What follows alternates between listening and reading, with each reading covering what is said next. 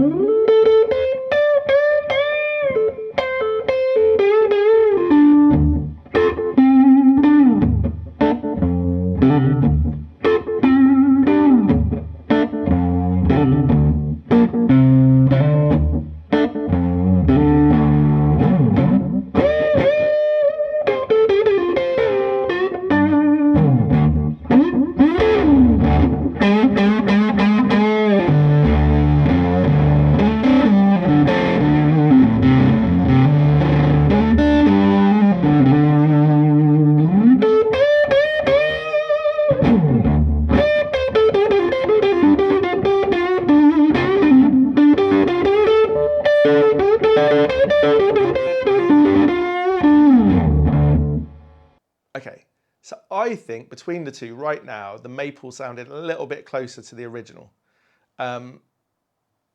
There's maybe a reason for that. In 1968, Jimi was playing a black, big headstock, maple board, maple capped board actually. So unlike the 50 Strats that have a skunk stripe on the back, in the late 60s, they were actually putting the truss rod in from the front and then putting a thin laminate of maple on top. These guitars are rare. Ainsley Lister has got one that I've played and it's flipping great. At some point he had said I could borrow it, but he's very busy now, so I'm not sure. It's his main guitar and I love that thing. Joe Bonamassa has a very similar one to Ainsley's in the same colour, and he calls it the Bronchitis Strat because he was going to cancel a gig when he had terrible bronchitis, but the town he was going to, there was a shop that had one of these maple cap Strats and he thought, I've got to get that, so I'm going to go and do the gig anyway, which I thought was a great little story. So I don't have a late 60s big headstock Strat at the moment. I've got a 50 style Strat here with maple. So it isn't exactly the same. The neck shapes are different, all of that. At some point in this series, though, I may be able to get hold of one to borrow. I'm also considering making one, and I have made a few guitars and my own necks. I've made a one-piece maple neck before. So it's something I could do.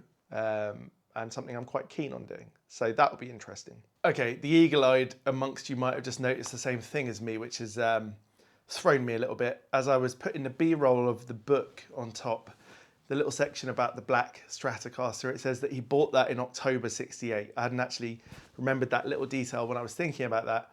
That's the same month that Electra Ladyland was released, which makes me think it's unlikely that that was the Strat he was using on it. And because he often used that Strat once the album was released to sort of do the live shows, it sort of stuck in my head that that's probably what he used to record it, but the facts don't line up. So that's my bit of sleuthing on that. So back to the drawing board, I can't quite find exact info about what he used. Another little tidbit on the amps is I'm seeing some sources now saying that he used a Bassman head or top, as some people say. That's on Wikipedia. So that would go against the 59 Bassman thing, although I still want to try that. And I've seen other people say he actually was using the Dual Showman for that recording, which is also going against a lot of what I've read. Some people even said twin reverb, because he did use a twin reverb earlier in his career. Ultimately, we're going to have to see how close we can get with whatever Fender amp I can get hold of. But okay, all right, let's carry on. Now, the comparison between the two guitars is not perfect. We're going to do a lot more of that in videos that will come out in future. I need them to be sharing the same set of strings. And at some point we'll try the same pickups in both. And another thing is the Wilson Strat currently has one of those King Tone Blue switches in, which for this demo was set on setting number 5, which in the manual it mentions Jimi Hendrix and Voodoo Child as being a sound that it could help you get. So it might have helped on that, and it might help even more with the Maple Next Strat. So that would be really interesting to try. So look, in the past I've told you all that I'm not that keen on going into the nitty gritty of details. It's not that important to me. And it hasn't been in the past. I think the reason it becomes more important is when you really get into the fine detail of the playing, the notes, the phrasing, that you think, okay, I've put so many hours into sitting and learning this, and my fingers, like all that hammering on in this, and with heavy strings as well, it's doing a number on my fingers. And you think, I might as well, if I can, go that extra step. And I think it'll be fascinating for all of us to see how close I can get. My aim is in however many weeks, and this may be 10 to 20 episodes long, that will finally get to the right place. And we're going to look into everything. The recording setup, what microphones I'll use, where the microphones will be, obviously what amp, what guitar, which fuzz face pedal, at what part of the song do you use the fuzz face pedal? And I wasn't aware until I got these tabs. It actually tells you when to put the fuzz face on, and I don't agree with it, but we'll look at that in that video. How can I get the delay to be exactly right? We actually know from the recording engineer how long the delay should be because of the constraints of the equipment then. The reverb, I'm using a reverb pedal, but it's a spring reverb pedal, and actually it's probable that any reverb sound in the actual track is just from the large room and the loudness of it all. So there's a lot to look into. Just a bit more about this track. This is on the Electric Ladyland album in 1968, which was recorded, I think, in New York. It took about 6 months over time to record, and was actually the reason Chas Chandler was Jimi Hendrix's manager and the guy that had brought him to London and to fame. They parted over this. Chas Chandler was getting sick and tired of the groupies and the hangers-on, and Jimmy was becoming more distracted in a way, and wanting to go in a different direction, maybe less poppy, and we see that in the rest of his career. Chas Chandler came from the Animals, which were a pop group, and he had more of a pop sensibility about him. But thank God he'd come across Jimmy earlier and brought him over to London. Apparently the way he brought him over was by telling him that, well, Jimmy asked, would I get to meet Eric Clapton? And Chas Chandler promised that he not only would meet Eric Clapton, but that surely once he did, that Eric would think Jimmy was probably the best player alive, and that he'd want to hear Jimmy play. So Jimmy wanted to go and see what would happen, which I think is great. But yeah, the name Electric Ladyland, if you've ever wondered, comes from, well, it's because of all the groupies. So I'll let your imagination run wild with that. But look, this was recorded probably in a live situation. You know, it was played as a band. And Jimmy would do these sort of blues jams from time to time and get different musicians to come in, whoever was around, right? People from different groups or people he admired. Steve Winwood is playing the organ in this, and he was in at that moment. And you can hear people chattering and cheering at the end, and I love it. And that opening part, that first 30 seconds gives me goosebumps thinking about it, let alone listening to it. So it's time to really nail this down. If I'm going to put the effort into actually learning note by note as much of this as I can, I want it to sound right to you guys and to me. So I'm going to go down this rabbit hole as far as I need to. There's going to be all sorts of little anecdotes from the books I'm reading and little bits of information that I find out along the way, right down to silly little details that we might otherwise not care about too much. We'll try and figure out maybe what was in Jimmy's fuzz face pedal if we can. And I'm hoping I can borrow as much gear as I might need to demonstrate some of these things instead of buying. I'm not really in a buying mood at the moment. If I can borrow, I will. If something comes across my path though that is hard to miss, I will have to maybe sell something else and do something about it. But look, let's have a quick listen again back to the Rosewood and the Maple, and one last little sort of chat about that.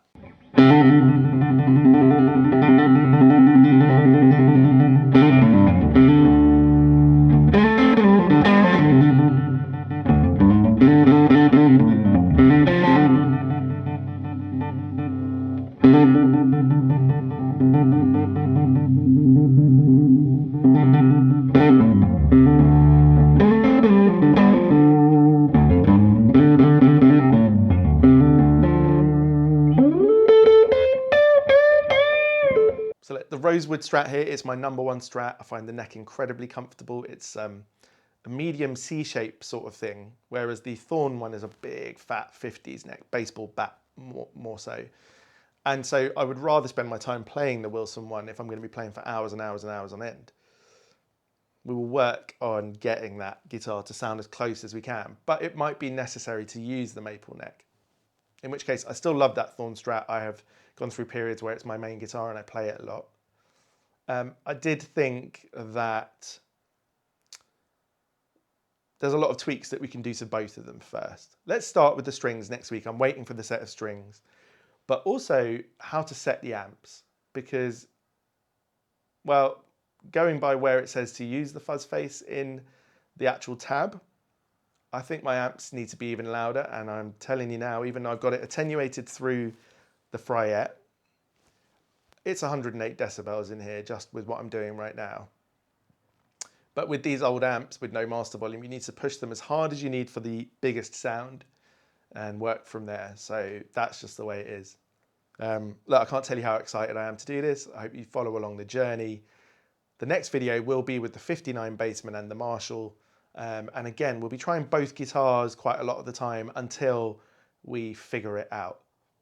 And as I said, I will also sort of maybe teach some of the phrases in this along the way. There's these couple of phrases, which I'll just show you now, which ones I specifically mean, are the ones to me that gave me the real flavor of this track.